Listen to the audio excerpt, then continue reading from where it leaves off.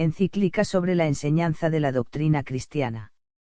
A nuestros venerables hermanos, patriarcas, primados, arzobispos, obispos y demás ordinarios en paz y comunión con la sede apostólica. Pío X, Papa. Venerables hermanos. Salud y bendición apostólica. Aciagos sobremanera y difíciles son los tiempos en que, por altos juicios de Dios, fue nuestra flaqueza sublimada al supremo cargo de pastor universal de la Grey de Cristo, porque es tal, en efecto, la diabólica astucia con que el enemigo cerca y acecha al rebaño, que no parece sino que, hoy más que nunca, tienen acabado cumplimiento aquellas proféticas palabras del apóstol a los ancianos de la iglesia de Efeso: sé que entrarán lobos rapaces entre vosotros, que no perdonarán la grey.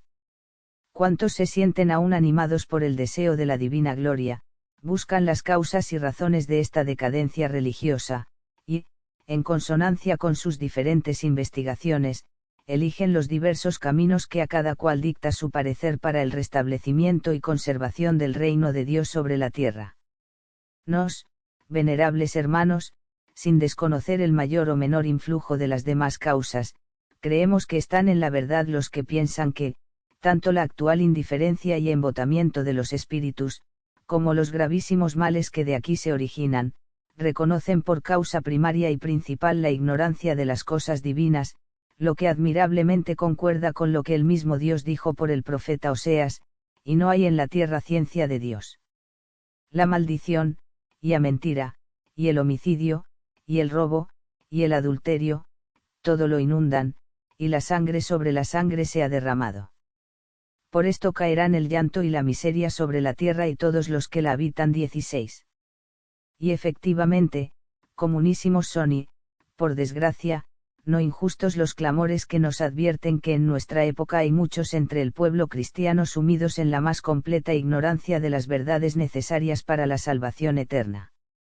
Y al decir pueblo cristiano, no nos referimos solo a la plebe o a los hombres de humilde condición, cuya ignorancia hasta cierto punto es excusable, pues sometidos como están a la dura ley de sus señores, apenas les queda tiempo para atender, a sí mismos, sino también, y muy principalmente, a aquellos que, no careciendo de ilustración y talento, como lo prueba su erudición en las ciencias profanas, sin embargo, en materia de religión, viven con lamentable temeridad y con ciega imprudencia.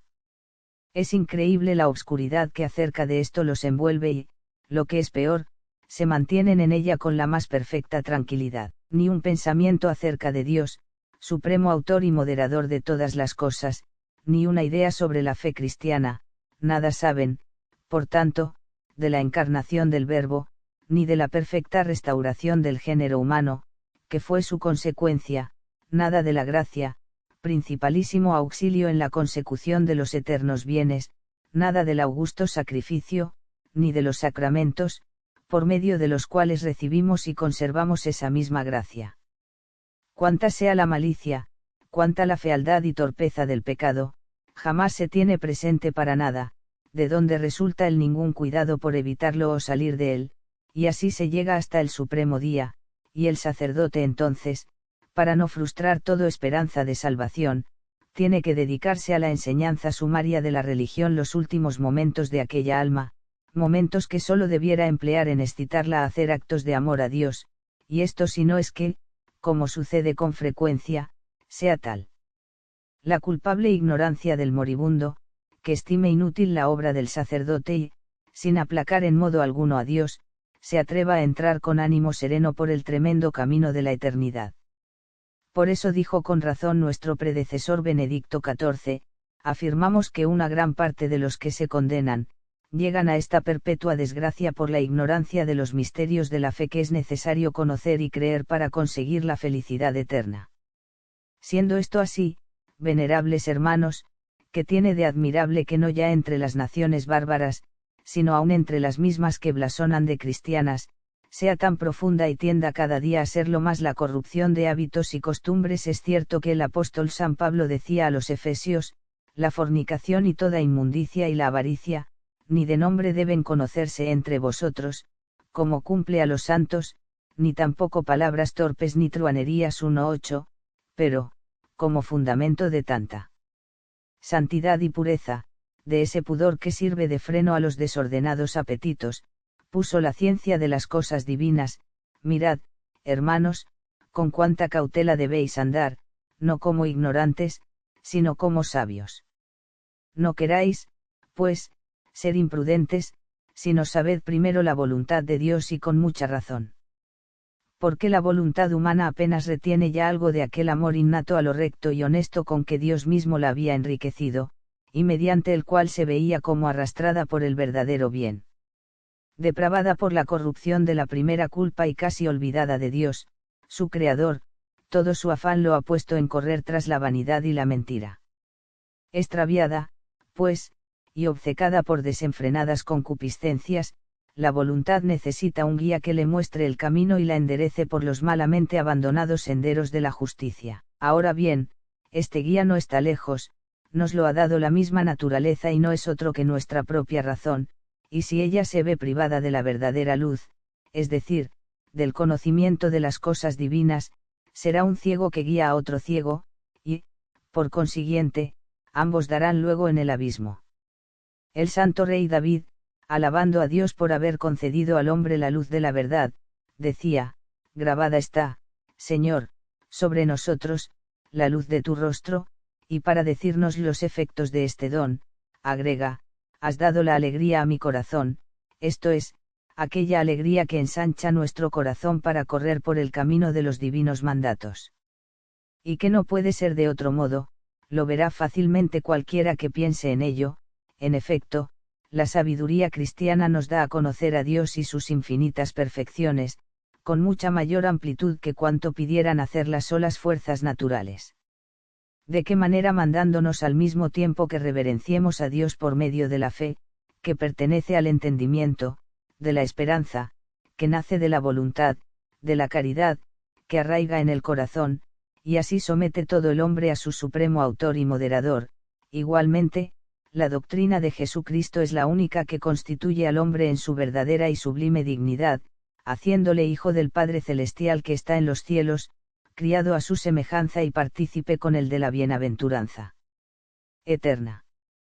Pero, de esta misma dignidad y de su conocimiento, deduce Cristo que los hombres deben amarse entre sí como hermanos, vivir en la tierra la vida de los hijos de la luz, no en medio de la gula y de la ebriedad, no en concupiscencia y torpeza, no en rivalidades y emulaciones. 21. Nos manda también que pongamos toda nuestra confianza en Dios, que cuida de nosotros, nos manda dar a los pobres, hacer a los que nos odian y anteponer los bienes eternos a los caducos intereses del tiempo. Y, para no entrar en más pormenores, ¿no es, acaso, consejo y precepto de Cristo la humildad, fundamento y origen de la verdadera gloria aquel que se humillare? Ese será el mayor en el reino de los cielos. 22.